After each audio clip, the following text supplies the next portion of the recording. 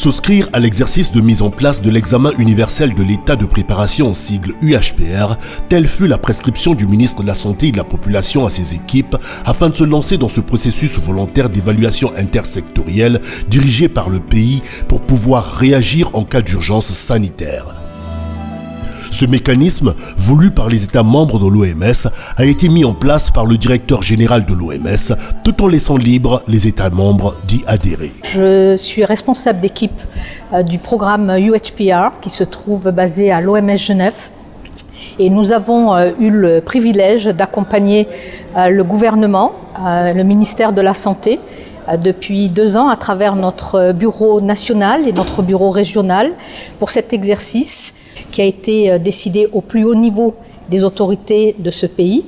Et depuis 2 ans, cet exercice réunit l'ensemble au niveau intersectoriel, l'ensemble du gouvernement, mais aussi la société civile et les parlementaires. Tirant les leçons de la pandémie à Covid-19 et des récentes urgences de santé publique qui ont touché la planète, la République du Congo s'est engagée dans le processus de l'examen universel de la santé et de la préparation UHPR en 2021, devenant ainsi le 3e pays en Afrique à souscrire à cette initiative mondiale. L'UHPR tient sur une théorie du changement pour permettre aux pays de développer des plans d'action ciblés afin de se préparer aux futures urgences sanitaires.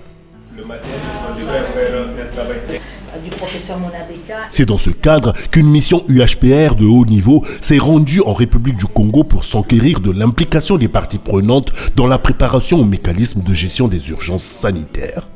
Cette mission a permis d'engager les plus hautes autorités du gouvernement de la République du Congo, les partenaires et la société civile selon une approche multisectorielle et pano-sociétale pour évaluer les capacités, identifier les priorités stratégiques en matière de sécurité sanitaire, de système de santé et de couverture sanitaire universelle. Ils sont arrivés à lister les priorités de manière à être encore plus résilients et plus responsifs dans les prochaines épidémies ou urgences que le pays viendrait à connaître.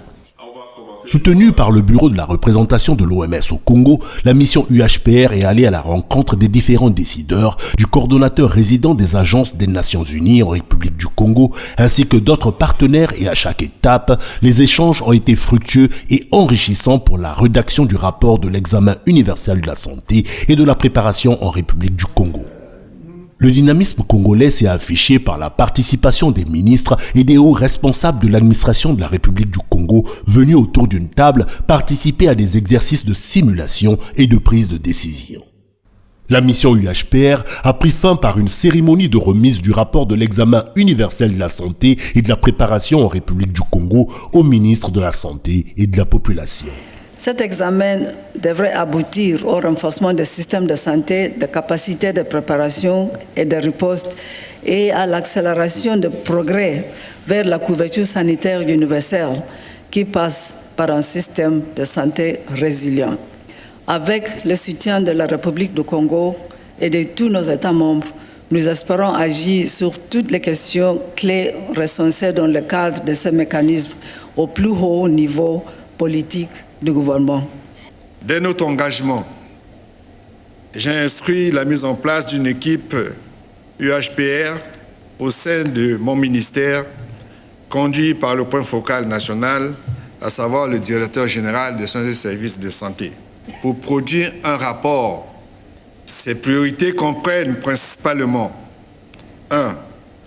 La mise en place d'un cadre juridique national pour le règlement sanitaire international. 2. L'opérationnalisation de l'approche Une seule santé au niveau national.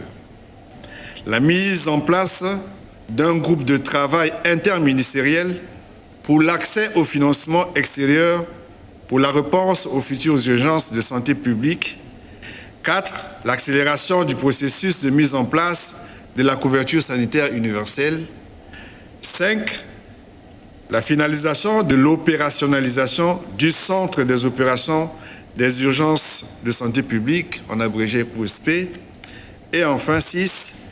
Le développement d'un plan national multirisque, y compris les catastrophes naturelles, sur la base de la déclaration de Sendai. Le rapport a été présenté à Monsieur le ministre et lui-même s'est engagé à le transmettre à Monsieur le Premier ministre, chef du gouvernement de la République du Congo, pour validation et engagement pour la mise en œuvre de ces recommandations.